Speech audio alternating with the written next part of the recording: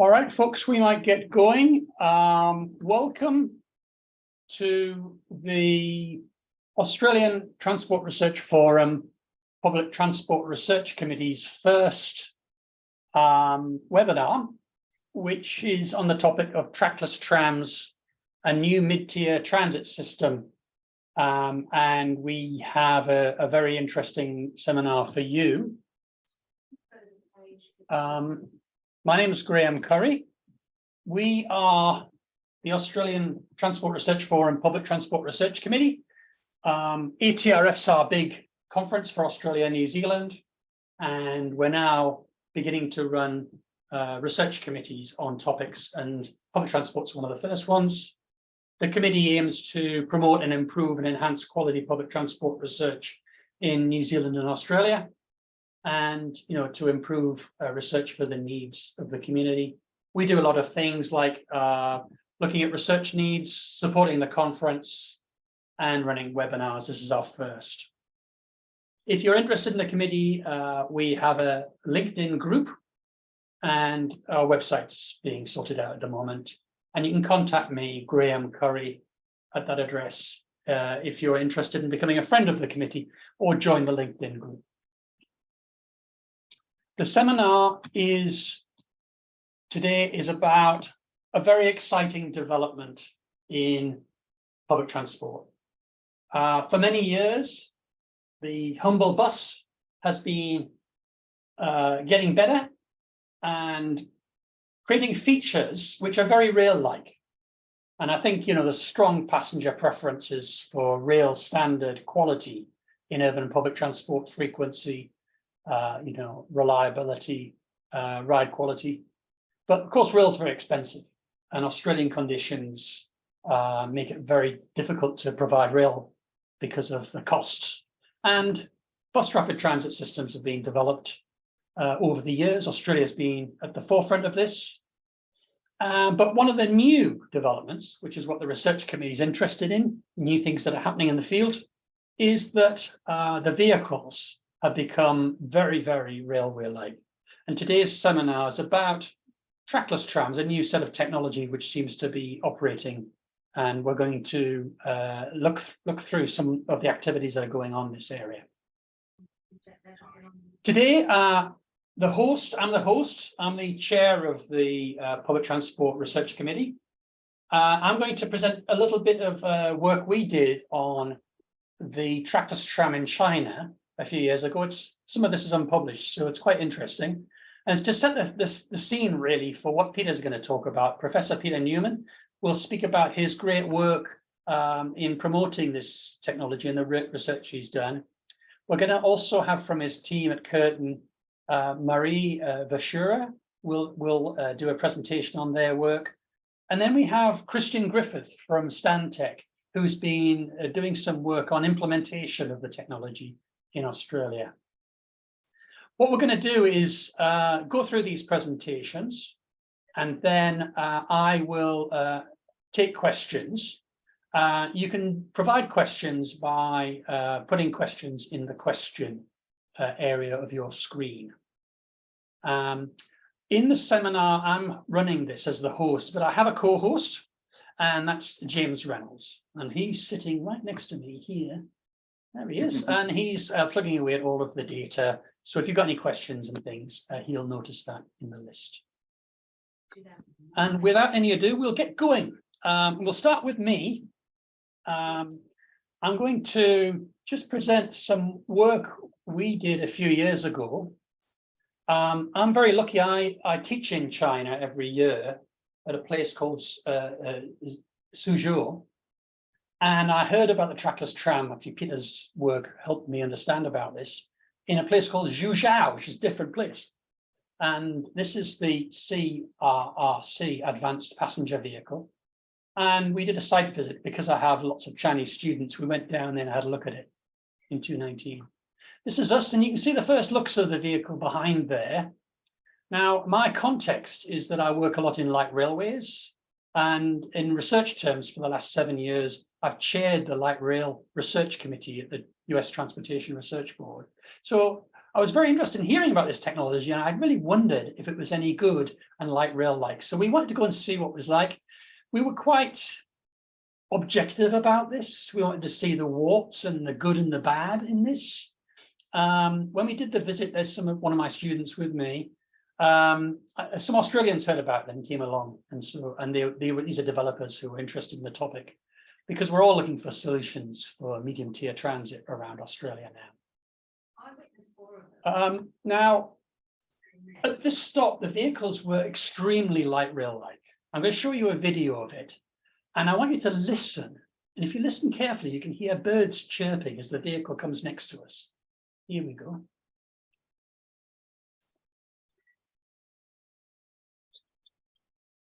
Yes, it is a bus, but you can't really hear anything.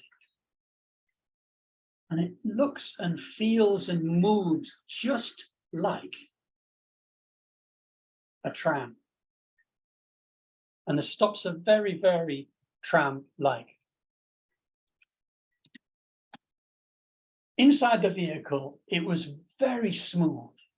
And it was quite a shock for me, working in light railways, to understand that the vehicle was so like a light rail vehicle. Yet it was a bus, it was on tires. Here's some graphics of what the vehicles look like when they're moving. Of course, it looks very like a light rail vehicle inside. And again, very smooth running. If you had a blindfold and you were put in the vehicles, you hadn't seen the wheels, you would think this was light rail.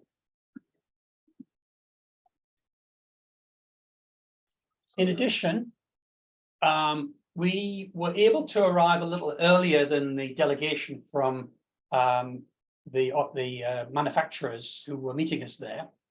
And we did an inspection of the area. And one of the things we noticed was that the vehicles were very heavy for the road surfaces. We did point this out to them, and that's what we call road rutting. This is where vehicles are too heavy for the road. There was a view that maybe you could just put these vehicles on any normal road, but it was quite clear these roads were a little bit too thin paving. So we did some research on this, and we published a paper. It's all free at the Australasian Transport Research Forum. Or do the trams need stronger roads? And that's all available if you want to have a look at that. And what we found is they do. But really, it doesn't matter terribly much, because the cost of sealing the road to a higher standard would not be terribly high. And although it wouldn't be as cheap as just putting them on any road, the benefits over the costs of light rail are still vastly substantial. So you're going to need some road treatments, basically, to run these things on light railways. Now, the last thing I want to talk about is ride quality, because unpublished work we've done, we've been finding new ways to measure ride quality of public transport systems in lots of contexts. We did a number of student projects over the years, finding new ways to measure to the international standard, the perceived ride quality of the vehicle according to its movement as it moves around. And of course, light rail vehicles on tracks are known to be very high standard. And we asked ourselves, well, what's the trackless tram going to be like? Now, I was only there for a little while, but I was able to use a smartphone. We found a way of using smartphones to do this for us, to measure ride quality on the trips. And we did this before the Chinese delegation arrived. So we were kind of doing an independent assessment. And this is unpublished. We haven't published this yet, but this is what we found. Now, we've got some comparative data. The trackless tram is at the far right, and the measure is the ride quality measure according to the international standard. And basically, lower numbers are better. And what we've got there is the Zhuzhou trackless tram had a ratio of 0.177, which was better than we've measured on heavy rail in Melbourne. So this bus has better ride quality than Melbourne trains. In addition, we've measured it on some of the tram routes in Melbourne, particularly the light rail routes. And for Route 109, one of the exclusive rights of way in Melbourne, most trams are in mixed traffic. It was actually better ride quality than the Route 109 tram, but it wasn't quite as good as the Route 96, but substantially better than other measures we've made of buses. Now, an important point is that we only managed to measure 4 trips in the vehicle ourselves independently. So we haven't really published this because there's just not enough data to be concrete about this. But I hope you can agree, for a bus, this is looking extremely impressive compared to existing trams in Melbourne and existing trains. So I want to share that with you as part of the seminar today. Right, well, I shall now move on to discuss running the seminar. And our first speaker today is Professor Peter Newman. Now, we've just been trying to sort out his presentation. Have you managed to do that, James? Yes, I have. Okay, thank you. Hopefully you can see that, Peter. And Peter, maybe you could introduce yourself. Yep. Okay, I'm a Professor of Sustainability at Curtin University, still, as I have to say these days. I also was the IPCC Chair of the Transport chapter for the last 3 years in the mitigation report, which just came out in 2022. And so next one, please, James. This is why I needed to press the button myself. This morning, I got a letter from Ghana, email. They wanted to get trackless trams for campuses, 3 campuses that they have as a pilot. Next one, James. And the big question for me is, how did this happen? That people in Ghana are looking to get help and coming to Western Australia. So what did happen? You're going to have to press the button quicker, James. Thank you. Maybe social media, maybe from videos of our work, because there's quite a few made. The World Economic Forum have circulated one. Greenpeace in Europe had one with 6 million views, and the New York Times, but you can just Google it and find that it'll come up. But it could have come from our recent visit to COP27 in Sharm El Sheikh. Next one, where we celebrated with 60,000 of our best friends the climate actions that were happening around the world. But next one, we also were inside talking to the global stock take, which was about how we're going to fix things, not so much why. And the opportunity was there to talk about trackless trams, which I was given. And there was enormous interest because not many people in Europe or America or Asia had heard about it. BlackRock, the big financial company, came up and said, look, these are exactly the kind of things that we want to finance. And CRRC soon heard from the Chinese delegation and got in touch with us. And so we've been proceeding with the trial ever since. Next one. So I want to tell a quick history of how this has happened and why in Perth, because there is a bit of a Perth as a laboratory situation, and we do need a mid-tier connector like most cities. So this is my history. In 1979, they closed our railway, and I ran the campaign to get it back, which we won. And in 1983, it was reinstated, and they've been putting new rail in ever since. Keep going, James. The academic base for that has come out of that sort of work because I got more and more involved in the problems of the old paradigm and collected data on cities around the world. So we've been producing these books ever since, comparing cities on how to overcome automobile dependence. Next one. So Perth has continued to grow in its rail system, and the Southern Railway, for example, carries 8 lanes of traffic. It was put in at around 17 million per kilometre, which was very cheap. Next one. And the growth in the patronage was very clear. Next. Around the world, of course, in this period, this past 15 years, there's been a huge increase in rail building, 82 Chinese cities, 16 Indian cities, a lot of Middle Eastern cities. Next one. And in the UK, they now have more people on rail than in history. So the second rail revolution is here. Next. In Perth, we have 7 new rail lines being built, and it's an extraordinary thing, the Metronet, a lot of money. But there should be something else come up in there. There we are. It's hitting the wall, like a lot of rail projects. And of course, in the East, you've got some that are hitting the wall now. Costs and disruption are big, and we now need connection down main roads linking these new rail lines, and you need urban development to be integrated.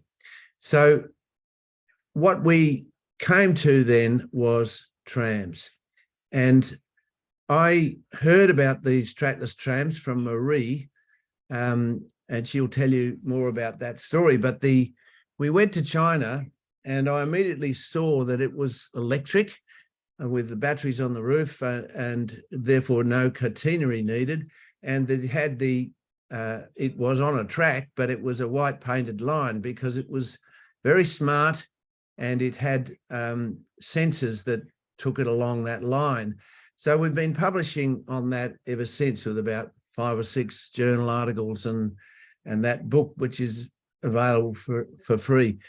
So this is the moment I really became a great supporter of trackless trams. It's a small video showing this child walking down the tram while it's going 70 kilometres an hour. And you can see nobody's grabbing him. This is the kind of thing you can't do on a bus, as Graham has shown. It is extraordinary ride quality. So next one, we don't need that again. Sorry. So what happened is that CRRC, the Chinese company, it's been around since the 1930s, took 6 innovations from their high-speed rail and transformed a bus. Now, the reason is that they needed to have a system that would go between their metros and their high-speed rail stations across the city, and they couldn't fit light rail in. It was too disruptive. So the reality is the bogies are like a rail system, and they are guided by sensors so that they follow the shape of the road, and it is not, therefore it looks after the ride quality. Next one. Oops. So we've been researching now for 6 years with the SBE National Research Centre, which is a national project, and we've had 15 local governments in Perth involved in the system of research, looking at what they wanted. We've had Wyndham in Melbourne, Liverpool in Sydney, which are basically outer suburban areas looking for a solution. Townsville, which is the regional centre, and Sunshine Coast, which is a growing city. We've also worked in Philadelphia, in Chandigarh and Bulawayo, which are good examples of how the demand is there overseas as well. Next one. That's what they need. They all ask, please do the certification. It hasn't been done anywhere in a Western city. So, and that's what CRRC had now, why they are now giving us the trackless tram to certify. And this will be done in August in Perth in our laboratory. So we now have the agenda of net zero corridors, which is another why for doing this. And our project that we're working on now is how to do convert a main road into a net zero corridor. So you have a series of precincts that are net zero joined up, and that's the kind of thing that we are now doing in Perth, and the local governments have all chosen these routes. So the state government's now looking at this and looking at what would be the most appropriate mid-tier connections, and what are the urban regeneration opportunities as part of a movement and place strategy. Movement and place is a critical approach to these systems. So this is movement. How can we transform it into a place-oriented street? Well, let's see. And it can be done in a way that enables you to transform the city. That's what mid-tier transit can do. So greening the greyfields is a project that we've had running for a few years as well. And the middle suburbs are ideal for this redevelopment process. This is in Cannington, and Cannington does not look like that, but that's the way they want it to look. And every local area that we work in want this kind of look. They want to be like an inner city. And the mid-tier trackless tram makes it possible. Next one. This was the image that the city of Liverpool in Sydney came up with as how they wanted to look. It's more like Barcelona than it is Liverpool at the moment, but that's their image. That's what they want. Next. This is the last slide. For me, the future city is one that is going to follow the transformation of the city as it has for many centuries. So the middle part, in the centre there is the red old walking city. It's still very important in all of our cities. Then around it are the tram lines and the train lines, which created the transit city opportunities, which are now seen to be the kind of environments that most places are wanting. Around it, the car-based suburbs are needing to be redeveloped along main roads. You can't just bulldoze them. So the main roads are clearly going to be the source of where you put the trackless trams and have these net zero precincts that can be developed at stations and enable the city to then spread out with microgrids into the surrounding area.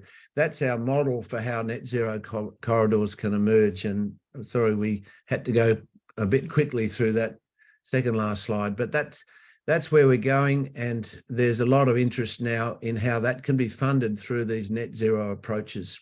Thanks very much. Thank you, Peter. Excellent. How interesting, eh? Maybe we have a solution that we've been looking for quite some time. Now we pass on to Marie Vashura.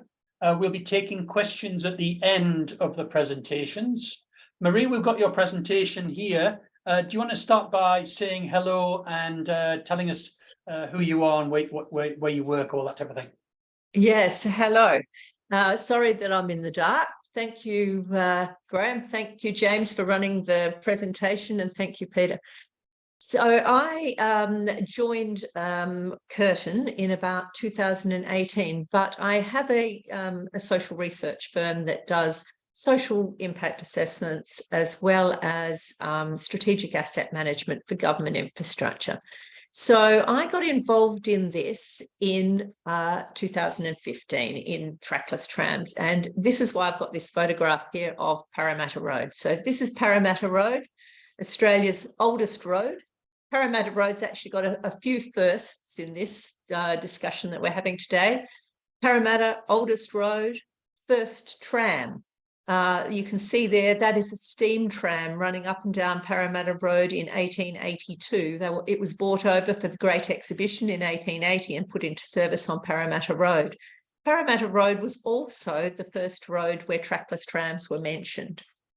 So in 2015, as I said, I went over to Sydney, and really I was doing it from an asset management, social impact, urban redevelopment impact assessment perspective, looking at the transport opportunities for Parramatta Road.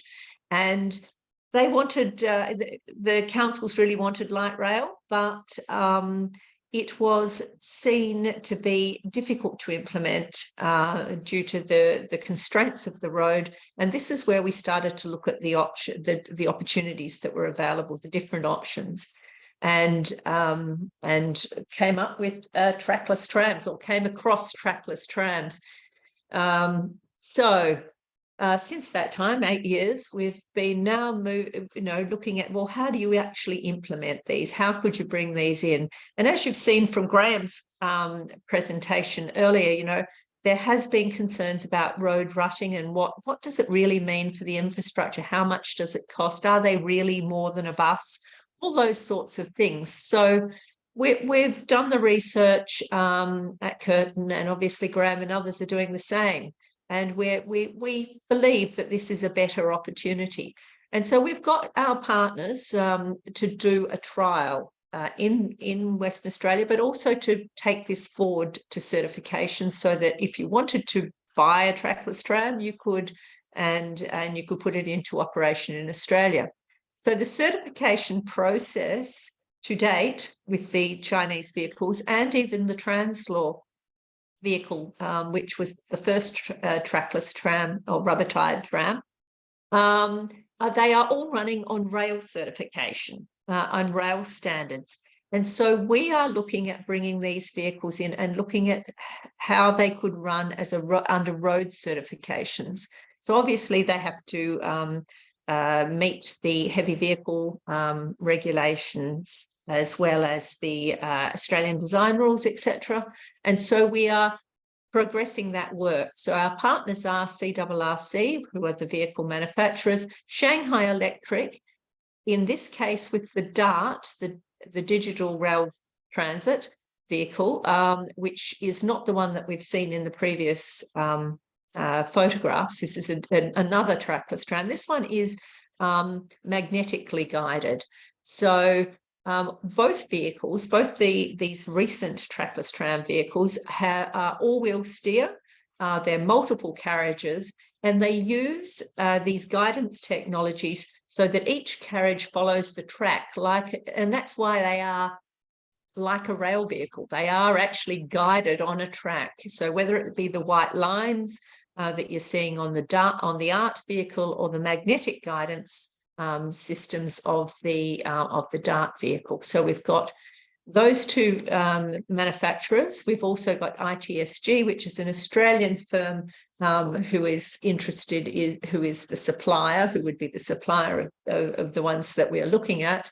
The Australian Roads Research Board is part of our group as well, and they are looking at road capabilities and road impacts, etc. They've got some very sophisticated sort of pavement impact modelling equipment that can be used for this. ATRF and Stantec have both come with us to China, looked at these vehicles, and are giving advice on the electric systems and on the pavement and on the urban impacts in the research. And the National Heavy Vehicle Regulator and Tiger Spider, they were involved, obviously. They were involved in the Brisbane Metro, and so used to having these new types of public transport vehicles to look at, and have been selected by CRRC as well. Tiger Spider has been engaged by CRRC to assist with the certification of the vehicle. And that is their responsibility. So the vehicle manufacturers are paying for and are responsible, as it should be, for the certification. And Curtin's role in this is really more about the governance and the implementation and the urban regeneration. The sustainability impacts is really what we're interested in. So where are we here now? So we're undertaking the PBS, which is the performance-based systems modelling, and that will show what road. So you put your vehicle design into that model, and obviously a new model has had to be built for this particular vehicle because it's not like anything in the system at the moment. So you put it in and it will tell you what roads that this vehicle can run on, what standard of roads it can run on, and it will also look at the safety features of the vehicles. And some things will spit out of there as not being compliant, not being able to be modelled, and so they will either need exemptions or the vehicle may need to be modified. So we will then go in June when the vehicle is ready, after its commissioning, to look at that vehicle and to test it in China on the test bed, and to talk with the factory about how, if there are any barriers to certification, how these might be addressed. So first of all, the vehicle is going to be certified as a manual vehicle, even though it does have autonomous capability, but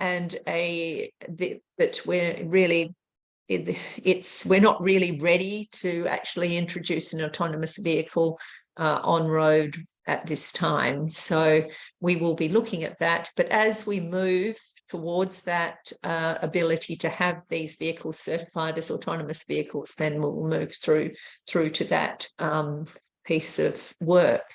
But certainly they have a lot of smart features, self-guiding features, similar to, very smart cars that we have on the road that will assist in incident avoidance and keeping these vehicles very safe. Another thing that we're looking at is the local manufacturing options. So you can see here, this is our homologation plan below, which is showing how you actually get to get these vehicles certified, get them approved. And so we've gone through getting the supports. We're doing the performance-based testing now, and there will be more testing and to get that approval to get these vehicles on the road. Next slide, please.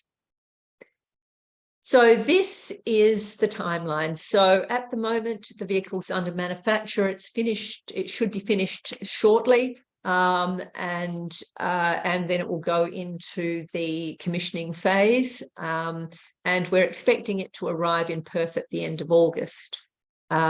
Just last week, we had the CRRC senior executives visiting Australia. They were looking at potential partners for manufacture at that time, but also talking to the heavy vehicle regulator and other departments of transport and across Australia, looking at what talking about this vehicle and bringing it into Australia. So the event that we've got planned around the vehicle arrival is more than just looking at the vehicle itself. It's actually looking at transport diversity. What is happening? We are at a point where we are seeing a lot of diversity in transport. And as you saw from Peter's slide earlier about sort of urban fabrics, as cities evolve, the transport and the and housing and whatever, the way that cities look evolve with them.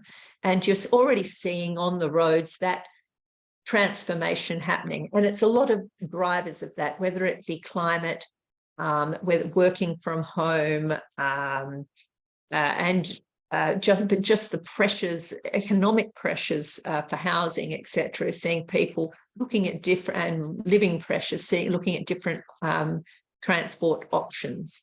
And so this is where this mid-tier transit has come in around the world as being something that people are moving towards to get a more efficient form of transport to get people into the city and give us more transport equity, I suppose. So that event will then look at, and it's really, I'm going to the last point in the slide, which is we're going to be looking at net zero corridors, the governance and the procurement. So that's the next stage of our research, and really that planned event is really around that, and having everybody have a voice in that so that we can see where we're going with integrating transit and urban development and the transitioning to net zero in our cities. And so then the vehicle probably will leave and go to Victoria, New South Wales, where there are communities of interest there that are looking for it. Now, before we move on to the next one, I'll just point to the image. This is Scarborough Beach Road in Perth. And Scarborough, the City of Stirling has just done, got federal funding for a business case to look at mid-tier transit. They did a lot of work on all the different options for mid-tier transit and have identified that trackless trams is probably the best option. And they are part of the study now looking at, well, could you actually implement it? Could you use it? What are the, they want a bit more certainty around that technology. So they're looking very closely at and being involved in this plan. The next slide, please. So this is the work that we've been doing for the last 6 years, looking at mid-tier transit routes and what are the redevelopment opportunities. How can you actually drive this through redevelopment? Next slide, please. And you can see that we actually get a large improvement if we bring in mid-tier transit. This is a SNAMETS model, and SNAMETS was developed by a RMIT professor, Jan Schurer, and it stands for a Spatial Network Analysis for Multimodal Urban Transport Systems. And it looks at what happens if you put mid-tier transit in, how does it actually improve accessibility and urban development. Next slide. And you can see here, this is a before and after. We did this work in 2018. This was Perth's model before and after, and I've probably got them the wrong way around. I should have before, after, but whatever. You can see that we've got black, that's poor access, red is poor access, and how that becomes green if you actually look at putting in mid-tier transit. In Perth, we've got something like 172 bus routes. Those could be rationalised, as they have been in other cities, to make a more efficient and effective transport system using mid-tier transit. And certainly the state government has been looking at this also with their high priority transit routes, and that Perth and Western Australia is moving on in that direction. And as you saw from Peter's slide, with all the councils actually putting their hands up for where they want them to be. Next slide. And so this is our 5 steps to a net zero corridor.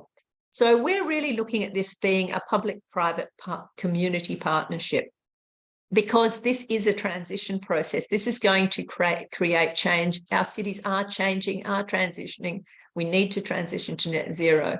So how do we unlock that public, the private investment in this as well? If you think back on Parramatta Road, or you look at the City of Stirling, the Scarborough Beach Road, all those main roads, they are the urban fabric along those main roads has become degraded, and there is value to be unlocked in the redevelopment of those corridors, which can assist us in putting in this transport. So what we do is we do that collaborative visioning, then we declare what the corridor is as high density with mid-tier transit, but having a very strong place focus on that as part of that movement in place.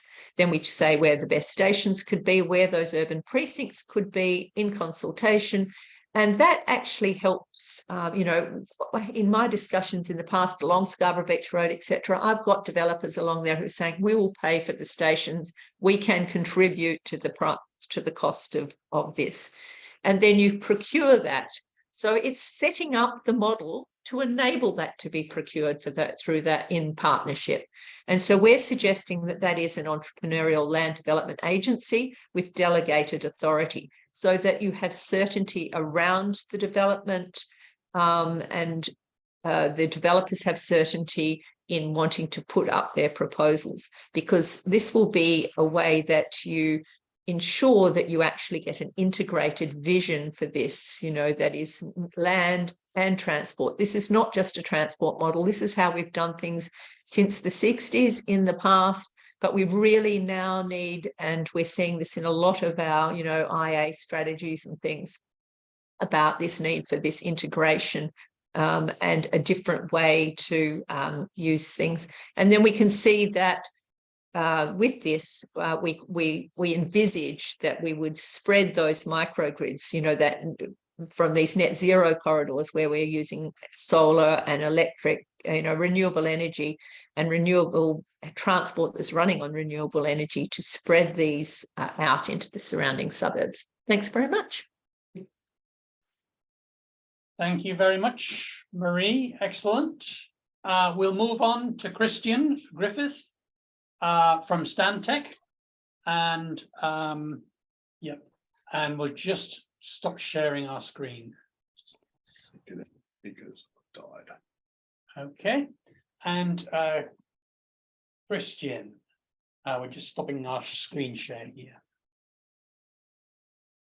Thank you, Graham, and hi everyone. I'll just bring up my Maybe you could screen. introduce yourself first. Yeah.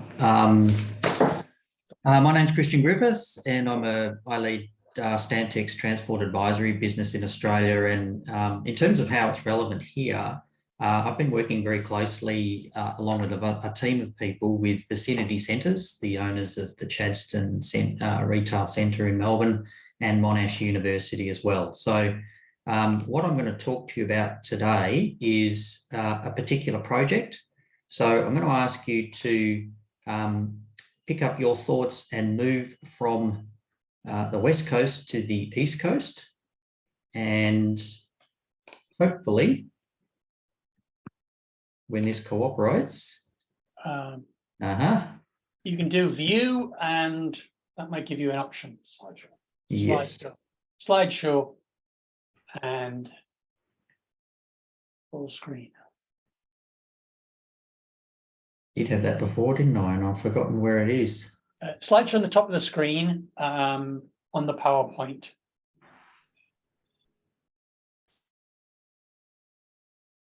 It's one of the options on the menu. In the middle there. Top of the screen, home, draw, design, animation, slideshow. Go to slideshow, and then from the beginning. Let's do that.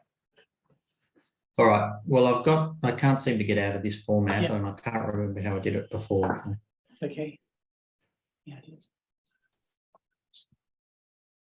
Let's pile on. Apologies for that. We'll work in this format. So what we're looking at here is an image of one of the potential stops on the route, and it's outside the Chadstone Shopping Centre for those that know Melbourne. And a couple of things I want you to notice about it, and one of them is that it looks a lot like a tram. You've heard that before. You can see elements of the green or sustainable nature of the project. There is charging at the stops. There's you can see solar panels on the high quality stop. There's integration of the stop with the adjacent land uses. I'm going to talk a lot about that because it's pretty fundamental to the project. And you might ask yourself, well, why are we talking about the CRL, the Caulfield-Roval link? And the key reason is that this is a project that is happening. As we speak, the state government in Victoria is working on the business case for this project. And it stems back quite some time. We started working in partnership, as I mentioned before, with Vicinity Centres and Monash University back in 2020, looking at how this corridor, which has a number of challenges I'll talk to you about in just a minute, might have a solution as a consequence of the Roval rail link being abandoned. And we settled on potentially a mid-tier transit solution, and thus began a long process of engaging with both sides of state and federal government. And very pleasingly, in the last federal budget last year, $6 million in business case funding was released. And so now the project is underway, and we're going to talk about what that means in terms of where we expect to get to at the end of that process. So I'm not going to talk in detail about mid-tier transit. I'm the final speaker on a Friday afternoon, so I'm going to keep this moving along pretty quickly. And I think both Graham and Peter and Marie have done a good job of sort of explaining where mid-tier transit fits in the sort of ecosystem of transport modes. But a few things that I wanted to mention in particular, because it's very relevant here, is the sense of permanence and certainty that a mid-tier transit project can provide to in turn attract private sector investment, which helps with funding of the project. So to that end, Christian, your slides are not progressing to the next slide. If you on your screen, I think Zoom might be sharing the wrong screen. If you go to the top of your screen, we might be able to view options, maybe. Very, very top center of the screen. It might be on my screen. Okay.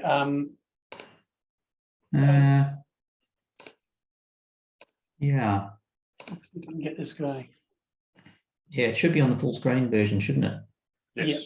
How do I get that? I'm a Teams man, not a Zoom person. That's okay. I can't see where it was. I did have it before. Yes, you did. It just looks a bit different from. Perhaps if you press the share screen menu option in Zoom again, we might have another go at it. Yes, press that now. Okay. Try that again. Go. Yep. What about that one? Let's try that. No. Yes, Click full that. screen. Yes. Thank you. Well done. Thank you. Look at that. Everyone learns everything every day. Something new every day. Wonderful. Okay, so the key thing about this particular project is that it is in a dedicated corridor. I don't have cross sections of what it will look like, but suffice to say, this facility, as we envisage it, would run in its own lanes and provide hence that sense of permanence and all the things that happen as a consequence of that. So let's get into the project itself and look at the corridor. So I know we've got people on this session that are from not just Melbourne and other places. So just indulge me for a moment here. Top left, you can see an extract in that figure from Plan Melbourne, which is getting a little old, but still perfectly relevant. I've extracted the jobs and investment image from that document, which I think many people would be familiar with. And in the blue box, you can see the area that is covering this corridor. It exists in the southeast of Melbourne. It's a very significant economic and productive area of Melbourne. It contains Melbourne's second largest group of employment after Melbourne CBD. And it contains a number of other things that are pretty fundamental in terms of connecting them all up. And if you look at the image on the right of the screen, and we just move along the corridor from its west end to its east end, at the west, it's anchored by Monash University's Caulfield campus. Many of you would be aware that that Caulfield precinct not only contains the university campus, it has a tram line, a number of bus routes. It's on the Cranbourne-Pakenham rail line, which is part of the future metro rail network. And it has a whole a collection of mixes of uses, both employment, retail, housing, at reasonably high densities as well. So it's a vibrant local activity area, and it would function as the western terminus of the trackless tram for the Caulfield-Roval link. So then we move along the Princes Highway corridor. That's a sort of 3 or 4 lanes of traffic in each direction, central median, service lanes, and then low density residential for much of its length. So it's a very significant road network corridor at this stage. And we pass the Chadstone Centre. Again, Chadstone is a mixed-use centre. It's mostly known for its retail uses, but it has a number of other things. There's a hotel there. There's a lot of office space and employment. There's restaurants. There's nightlife there. It's a 24/7 facility in part these days, and continues to sort of add a mix of uses as it sort of evolves over time. And just around the corner to its northeast, you can see the Holmes Glen Institute. That's a higher education facility adjacent to the rail line to the north. And then we continue heading east and we eventually pick up the Monash Technology Precinct to the north of the Clayton campus of Monash University itself, all the associated entities that are in the Employment Innovation Precinct to the east of the campus and surrounding it, a huge area of land, a huge future productive part of Melbourne, even more so than what it currently is. And then we move further east along Wellington Road to Roeville.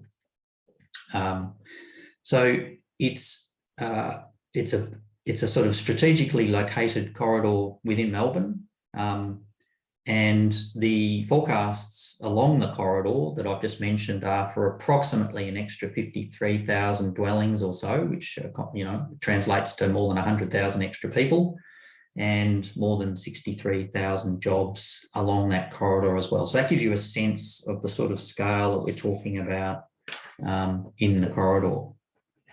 So you might say that's all fine, but there is a big problem in this corridor, and Infrastructure Australia's 2019 audit identified this corridor in Melbourne, accommodating both the Monash Freeway and Princes Highway, as the worst in Australia for potential future congestion increases. They've identified 87% congestion increases in this corridor over the sort of next 10 to 15 years, which translates to all sorts of things. But there is a real gap in this part of the world about your options to live and work and move along the corridor, particularly bearing in mind the distance between Caulfield and Roeville, which we'll dive into in a moment. So how do you deal with this problem? Mid-tier transit, which we'll talk about in a minute, but just a few definitional issues again. I think I'm sort of stating the obvious here because we've covered a lot of this, but just as a recap, so dedicated lanes, I mentioned that before, no overhead wires, battery powered, although there are hydrogen alternatives. It's trackless. Some of the services are called virtually guided because they have sensors and or magnetic type systems with sensors embedded in the road surface that help guide the vehicle very precisely. The ride stability, very high level of ride quality, high capacity. So there's all sorts of configurations with the various suppliers around the world. They're tending to be in the order of a couple of hundred passengers per vehicle, but there are options for much higher capacity vehicles as well. DDA compliance for all the platforms, and they're quick. So what are we seeking to get out of the project? And obviously this is the case for the project, and government in Victoria is currently looking at this in detail for this corridor as part of the business case. But essentially one of Melbourne's significant objectives is, and not dissimilar to most other state capitals, is accommodating much of the future residential growth in the established areas of Melbourne. In Melbourne, the target is 70%. The city hasn't been generating anything like that level of housing growth within the established area. Much of it is going to the periphery in the growth areas with all the infrastructure costs and the living outcomes that gives people. So this is an opportunity to provide lots of housing within a current established area. A lot of the housing stock along the corridor is of the age where it's suited to be upgraded. And there's a lot of employment that could also make a lot of these communities pretty self-contained, because they can move along the corridor between work and living and retail and all the other uses that people want. I'm going to play a short video, and I'm going to do this in a way that, oops, sorry, let's get the video so that I can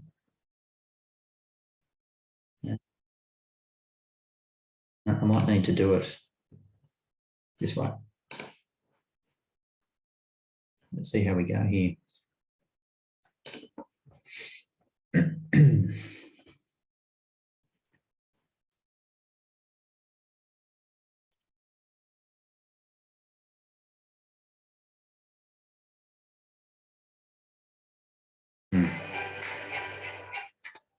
That's a bit small, isn't it? Even I can't see that. Yeah.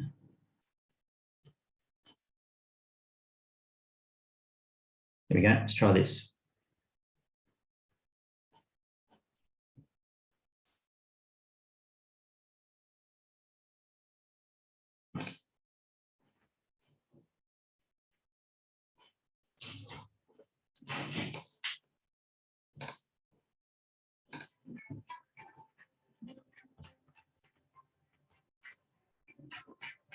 While Christian's getting that going, listeners, if you could put questions in to the question answer menu.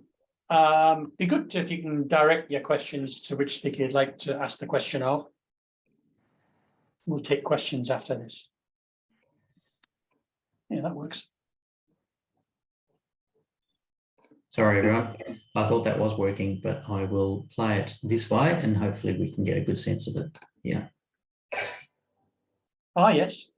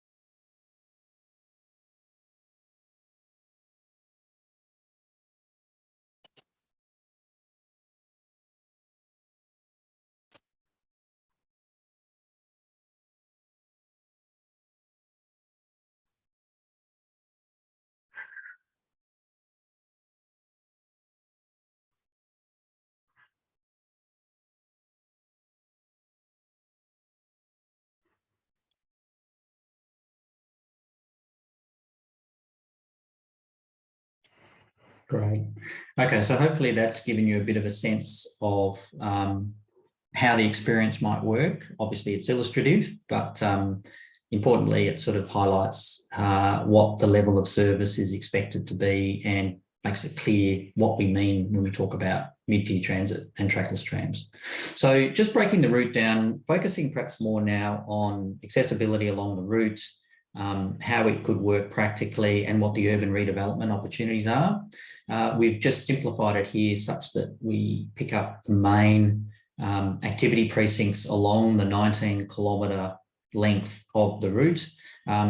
Caulfield at the east end, which we spoke about, Chadstone in the middle of that west section, Monash at the Clayton precinct with the technology precinct in the middle, with the interchange with the suburban rail loop, indicative alignment shown there in green, and then out to the east and the eastern end at Rowville with the shopping centre at Rowville. So some initial modelling provided to state government looks like it's going to deliver a 20-minute travel time between Caulfield and Monash at Clayton. That's the sort of west half, if you like, and about an 11-minute travel time in the eastern half between Monash, Clayton and Rowville.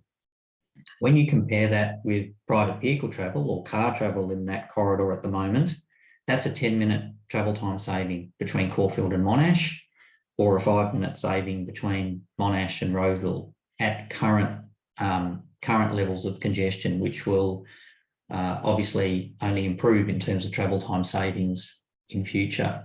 So it becomes, if you think about what that means, it becomes a practical option for you to be able to live anywhere along that corridor effectively, and to travel or commute to a job along that corridor, or to get into a precinct like Monash or Caulfield and travel from there onwards via the suburban rail loop or the metro service into the city.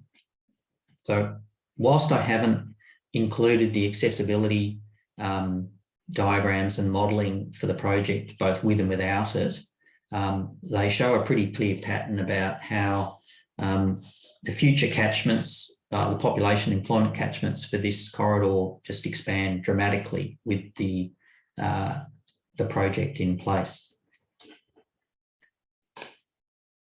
Just looking at it in a bit more detail, just these last few slides focus more on the urban redevelopment potential, and which is obviously fundamental to the project. You can see the alignment there in blue, notional locations for stations or stops shown in the circles. There's 13 of those. You can see it's sort of nestled between the Glen Waverley rail line to the north and the Cranbourne-Pakenham line to the south, and picking up those key precincts I mentioned earlier. The breakout boxes on the right just show one option as to how they could be configured, and give you a sense of the spatial relationships between everything with the 800-metre walk catchments. Theoretically, those could be a bit bigger, but they show you how the urban redevelopment potential along the route could reinvigorate that corridor significantly. And the next slide sort of highlights a similar thing, whereby the redevelopment opportunities and urban uplift are different depending on where you are. A number of them are more residentially focused. A number of them in the red, shown sort of red or orange there, are more employment and mixed use focused. But either way, there's a very significant filling in of the gaps, if you like, along this corridor between the existing rail lines. There is a table there at the bottom left that talks to how those catchment modelling exercise numbers come out post the project, with the ability to be able to access a much higher population base after the project's in place from a number of the key locations along the route. So the early work we've done, which we've discussed with government, just talks to, these numbers are a few years old now, given the time it takes to get these processes along, but potentially approximately 1.4 billion capital cost for the project, inclusive of the rolling stock. The key thing, I think, is that we expect that would be a lot less than an equivalent light rail tracked version.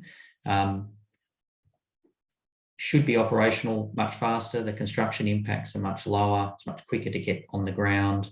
Operating speeds in a dedicated lane with priority at intersections will be very high.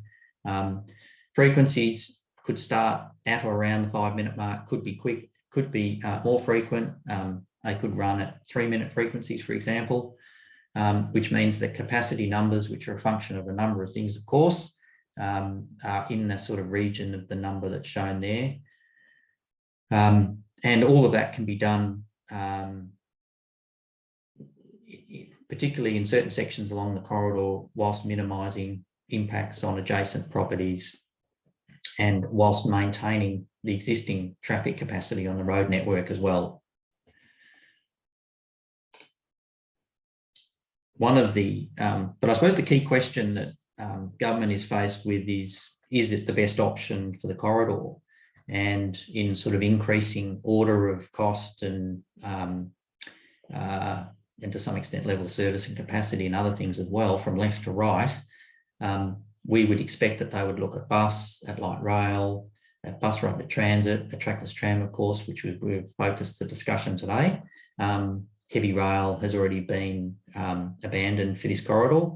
But I've just highlighted some of the things that we, based on the work to date, think will be relevant for the consideration here of the best outcome.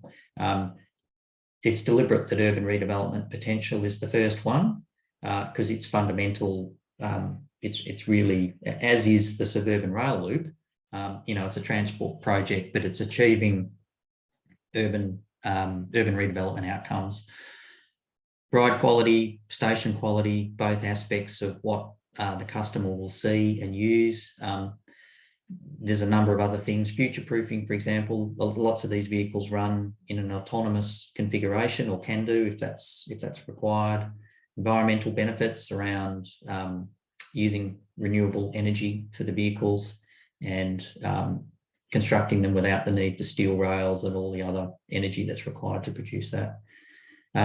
Scalability benefits, construction, there's a whole range of things, local manufacturing as well, the potential for local manufacturers to achieve local content in the project, and community support. I've put it at the end there, but arguably it's the most important thing on the page. And I do have a slide here just to wrap things up that talks to a bit of the process and how long things have taken to get to this point. I mentioned at the start that this project has bipartisan federal and state government support, and that's because of a sustained effort by a number of people from Monash University and vicinity centres and others to have ongoing discussions with a whole range of parties, some of which are listed there on the screen. There are, for example, websites you can go and look at. I've got them in the centre of the screen there. The top one's a Monash University hosted site. The one below it is an Eastern Transport Coalition site. The links are there. You're welcome to go and have a look.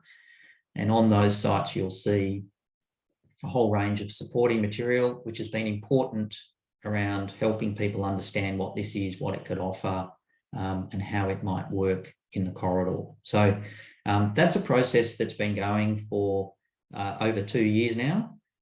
So it's not something that happens quickly, but we're pleased that the process continues to work its way through the business case now. So the lessons we've learned over the last 2.5 years, political support is fundamental at all 3 levels, council, of which there are 4 along this corridor, state and federal, bipartisan as well, anchor stakeholders along the route, whether that be retail centres, landowners, tertiary education, all manner of parties need to be in support, as does the community. The technical work is changing all the time. The technology is moving very quickly, as I think you've already heard, with a number of the options and suppliers around the world. So I'll leave it there. Graham, thank you, and pass back to you. Thank you very much there, Christian. Excellent. Well, dear listeners, you put in lots of questions. I'm going to try and group some of these together because there were a lot of very interesting regulatory questions. Do trackless trams fit in our regulatory landscape? Do they fit into the roads safety legal framework? Does trackless trams, are they railways, and should they meet the requirements of rail safety, or are they buses? Very good question, and a good place to start on. Maybe Peter and Marie, you could start us with that. What's your thoughts about that?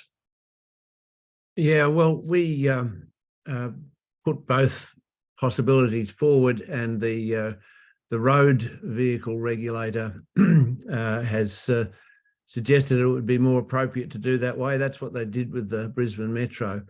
And so we're proceeding down that. And it seems to be working out as the best way to start with anyway. But it is on the roads. It will be managed on main roads territory. So it makes sense to do there. But it's very rail-like. So the interesting thing is to see that the regulator realises that, and he said it's a much more innovative and interesting project than all the big trucks he's been regulating for the last 10 years. Okay, Marie, do you want to add anything? Yeah, well, I think it is still sort of an undecided sort of thing. I mean, obviously we're going down this road route, but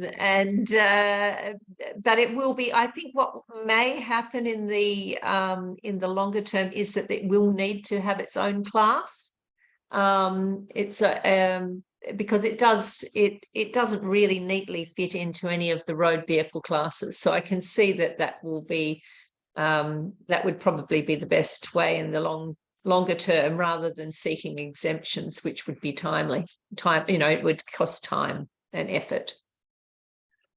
And we have David Henshaw, Professor David Henshaw on in the audience. He suggested the idea that you could run a larger set of trackless trams on the tracks and then decouple them to penetrate low-class roads and into suburbs as a sort of a seamless system. And he's wondering what you think about that, Peter. Well, it wouldn't work yet because they don't. You can't just cut them up easily. They can be taken apart, but it takes a few hours. These are not being built for that purpose.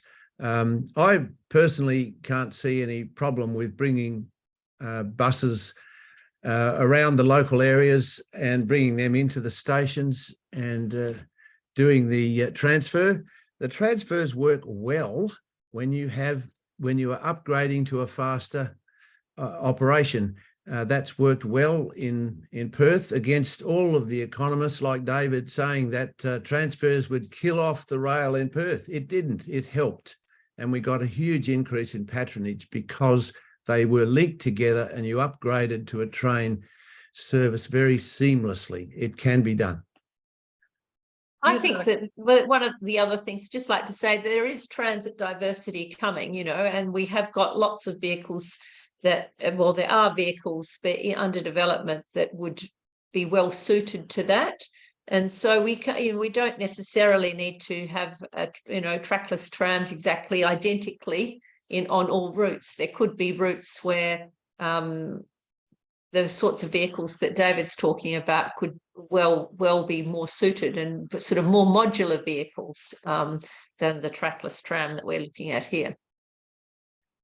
Thank you. Here's another question. Rubber-tired trackless tram vehicles seem to provide many service characteristics. Can you tell me how the trackless trams offers more than just a cheaper version of light rail vehicle, and what customer benefits does it offer over fixed rail? Are there any benefits over railways? Yeah, there are. Well, of course, it can climb a steeper gradient. So the first rubber-tired trams are the Translaws. They were put in for the reasons that in areas where they didn't want the noise of rail, so they didn't want the vibration of rail in historic fabric, urban fabrics, such as in Paris and Padua and other places, where there was constraints in turning circles, etc., where the streets were too tight to enable heavy rail, light rail vehicles, which have got a broader turning circle, and gradients and hilly environments. So that these rubber-tired vehicles do have a lot of advantages. The other thing is, of course, that they can leave the route if there's a breakdown and go around it and come back onto the route, or if there's some issue, so that the system doesn't come to a halt. And I guess the other Jump in on what the customers would benefit, because that was more on the tech side. First of all, the ride quality, which everyone has shown, is significantly better. But the key thing is that speed and capacity is improved. And that means it's a very basic thing in transport, if you can get that. But if you have the land value opportunities that are increased around stations, it means more people are available. So there are more customers that can live on a tram line. That's a big thing. And then finally, you've not got the diesel. It's quiet and diesel free. So net zero makes a big difference. question for Christian. The design involves the trackless tram in the middle of a pretty big road, down a long road. It's not the most attractive road in the universe. Are you able to talk a bit about the reason for adding a major road as part of the project? I can't help wondering if you'd compromise convenience and amenity for passengers. What do you think, Christian? Yeah, well, the route's actually different along its length. You're quite right. At its western end, we all know Princess Highway. It's just a sea of traffic lanes with a central median. It does then get a tighter cross section as you head up Frenchry Gully Road and down Blackburn Road, and then it widens out again on Wellington Road. So what we've done is prepare some illustrative concepts in terms of cross sections and treatments at intersections and pinch points along the route, where we've looked to keep the traffic capacity relatively unchanged along the route, but provide for or take up much of the central median and reconfigure some of the service lanes as a typical cross section, such that we get the dedicated lanes in the centre of Princess Highway, plus centre of the road, island platforms and stops, whilst maintaining traffic capacity both sides. So it's not the same treatment along its length, obviously, that would just be too easy. There are a couple of challenging spots with bridges and narrowings, but we think there's a good urban design outcome there, and that in terms of the scale of Princess Highway and the sorts of urban redevelopment you might get, or we would expect to get along each edge, you get a much more balanced streetscape with the potential for much more greenery, people movement, balanced by much larger urban forms down both sides of the road. Here's an obvious question. What's the travel time allowance and range for these batteries in these vehicles? Have you got any inputs on that? Good question. And the technology is changing all the time, so I don't profess to be an expert on it, but some of the recent presentations we've seen are that there are two options. One is purely electric, or fully electric rather, and then there's a hydrogen version of a lot of them as well.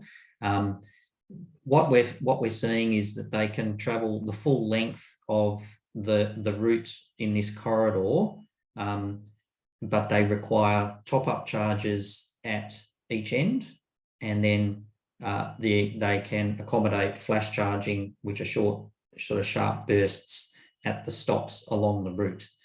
So it's not as if they're going to run for hours and hours without the need for a charge. That's not going to, based on current technology, that's not my understanding how they'll work. But the ability to keep them operational along a route, running high frequencies with regular charges and top-ups, is the way I think they're going to be configured. Yes, the one I saw in Zhuzhou had charging at stops, but they didn't use it. They didn't need it. They were getting up and down the route fine, and they were actually running all day with that. And that was quite a few years ago, and batteries are getting better. Here's another interesting question. I think the speed of the tram in the separated corridor would easily match or better TRT. And you're quoting speeds of 16, 17 per hour. Would the tram be the same speed on that corridor as the trackless tram? Well, if we're talking about a tram with rail, one of the challenges is that there are a couple of extended sections of the route that are on significant grades. And so it's a theoretical comparison because we were of the view that the tracked or rail-based solution is not going to work because of the grades. And the average speeds are obviously dependent on how many stops and the like. So at this stage, we've suggested that the balance should be on a faster service with less number of stops. But of course, that's something that the state government will look at. Here's a good question for you all. What's the social acceptance of all this? Do the public know about this? What do they think about it? Do they prefer trams? Do they even understand any of all this? Well, we deal with the local governments and particularly the mayors of all these councils. And whenever they talk about it, they get a huge interest. The mayor of Stirling, who's been running the campaign really in Perth, said there are only two things that he finds 100% support of from all his people in his electorates. One is to stop wheel clamping. And the second thing is to have trackless trams. He says it's 100% support. So you can't get any better than that. But we have lots of workshops and there's always questions like we're having today. But it is very significant to see that people do want an upgraded service in their suburbs. They really do. The experience we've had, Graham, with both the community sessions and the stakeholder sessions along the route it mirrors what Peter's just said. There's a lot of support for something that looks permanent and provides certainty. So when it's in its own reserve and it provides that high quality stop environment, we're finding that there's a lot of positive responses, including from all four councils, I should say, along the corridor here. Here's an interesting question. Of course, this is not the new bus transit vehicle, not the only new bus transit vehicle around. There's the Hess vehicles, Metz, Nantes in France, and of course the brand new vehicles in Brisbane. Is there a way to distinguish between there? What are the features that are different between each of these? Well, I'll just jump in. Yep. Marie, go. You do this all the time. Yeah. Sorry. Oh, okay. The differences, they are multiple carriages, they're all-wheel steer, which means obviously they can take the route, the configuration, the way that they can run along the route is better. They are double-ended, so you can go in and out. So that was one of the things that we found very early on with these first rubber-tired trams, was the importance in most routes of actually having these vehicles be double-ended, so bidirectional vehicles.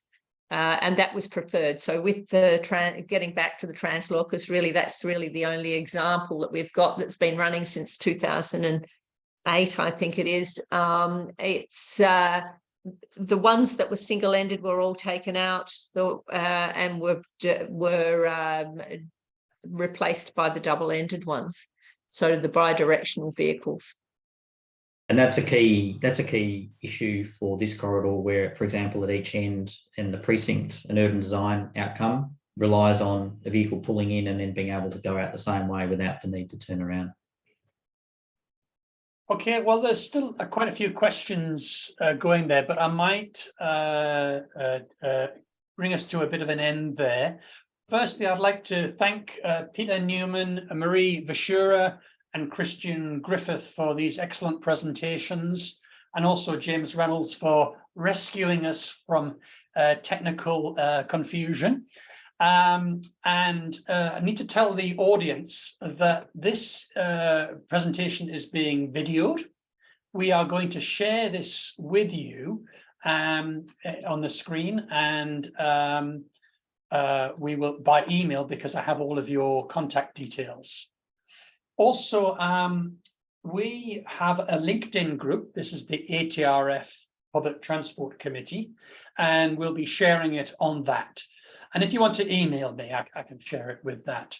And if you're interested in being involved or just interested in what the committee's doing, please just get in touch with us.